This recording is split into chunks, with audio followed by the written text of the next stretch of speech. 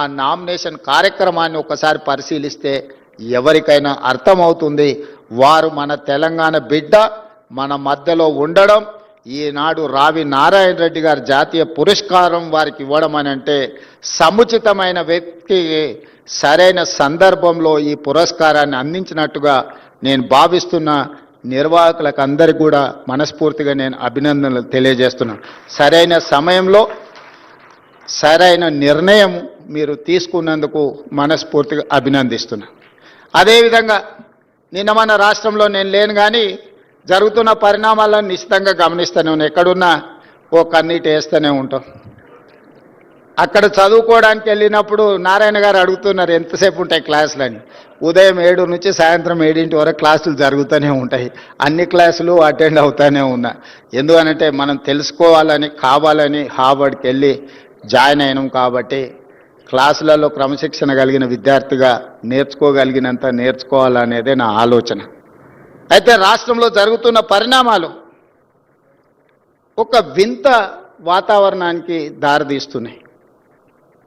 రావి నారాయణ రెడ్డి గారిని చూసిన తర్వాత, వారి కుటుంబాన్ని, వారి మన్మరాల్ని ఈ మధ్యకాలంలో కలిసిన తర్వాత, వారు చేసిన పోరాటం, వారు చేసిన త్యాగం, వారు నిర్వహించిన బాధ్యతలను చూసిన తర్వాత, మరి ఇన్ని హోదాలు ఇన్ని బాధ్యతలు చేస్తే 1000 కోట్ల రూపాయల ఆస్తులు ఉండాలి కదా, అంతస్తులు ఉండాలి కదా, 7 అంతస్తుల మేడలు ఉండాలి కదా అని నాకు అనిపించింది. ఎందుకంటే ఈ మధ్యకాలంలో కొంతమంది తెలంగాణ జాతిపితాని వాళ్ళకు వాళ్ళే టైటిల్స్ ఇచ్చేసుకుంటారు. ఉద్యమకారుడు అనే పదాలు వాళ్ళే రాసేసుకుంటారు. చేసిన తప్పులకు పోలీసులు నోటీసులు ఇస్తే తెలంగాణ జాతిపితకు నోటీసు ఇవ్వడం అంటే మొత్తం తెలంగాణ సమాజానికే నోటీసు ఇచ్చినట్టు అంటారు. ఒక ఉద్యమకారుడిని ఈ రకంగా మీరు అవమానిస్తారా అంటారు.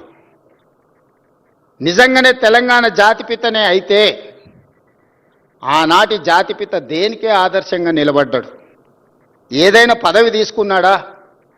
పోని కుటుంబం కోసం ఏదైనా అడిగిండా?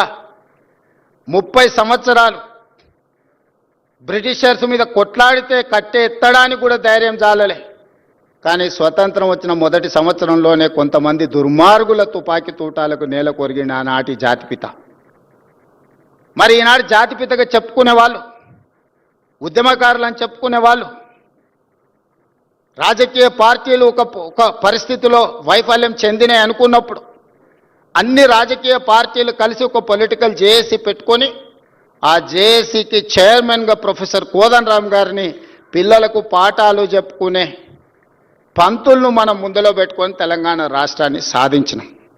వారు ఉద్యమకారుడు కాదా? ఉద్యమాన్ని నడపలేదా? రాజకీయ పార్టీలను అన్నిటిని ఒక తాటి మీదకి తీసుకురాలేదా? కుల సంఘాలను, మత సంఘాలను, చివరికి బిచ్చగాళ్ళ సంఘాన్ని కూడా ఏకం చేయగలిగిన శక్తి, రిక్షా దొక్కుకునే సంఘాలను కూడా ఏకం చేయగలిగిన శక్తి ప్రొఫెసర్ కోదండరామ్ గారు ఆ రోజు బాధ్యత నిర్వహించలేదా? ఇదే రావి నారాయణ రెడ్డి ఇదే హాల్లో అన్ని రాజకీయ పక్షాల సమావేశాన్ని ఏర్పాటు చేసి జానారెడ్డి గారి ఇంటికాడ నుంచి నాకు తెలిసినంతవరకు ఇక్కడికే వచ్చి ఆనాడు తెలంగాణకు అనుకూలము కాదు, ఆ తెలంగాణకు వ్యతిరేకం కాదు, ఆర్ఎస్యు నుంచి ఆర్ఎస్ఎస్ వరకు, కమ్యూనిస్టుల నుంచి కాంగ్రెస్ వరకు ఏకం చేసి తెలంగాణ ఉద్యమాన్ని ముందుకు నడిపించిన ప్రొఫెసర్ కోదండరామ్ గారు ఉద్యమకారుడు కాదా? మరి అలాంటి ఉద్యమకారుడైన కోదండరామ్ గారి ఇంటి తలుపులు బద్దలు కొట్టించి పోలీసులతో ఈడ్చుకపోయేటంత నేరం కోదండరామ్ గారు ఏం చేసిండ్రో మీరు అధికారంలో ఉన్నప్పుడు ఉద్యమకారులకు జరిగిన అవమానం మీరు అప్పుడే మర్చిపోయినరా? మీరు చేసిన అవమానం అని నేను వారిని అడుగుతున్నా. నిన్నెవరు తలుపులు బద్దలు కొట్టలేదే, నిన్నెవరు ఈడ్చుకొని రాలేదే. చేసిన తప్పులకు మీకు నోటీస్ ఇచ్చారు, సార్ మీరు రాండి అని. లేదు నా వయసు కొంచెం ఎక్కువ ఉంది, మీరే వచ్చి తీసుకురండి అంటే, సరే సార్ మీరు అధికారిక నివాసం ఉంది కదా మీరు అక్కడ ఉంటూ వస్తామంటే, లేదు లేదు లేదు నేను ఎక్కడనో ఫామ్ హౌస్లు ఉంటే ఎక్కడ ఉంటే అక్కడ బాత్రూమ్లు ఉంటే బాత్రూంలోకి వచ్చి రాసుకోండి అంటే, ఇదెక్కడి జాతిపిత విధానము? ఇదెక్కడి ఉద్యమకారుల విధానము? రావి నారాయణ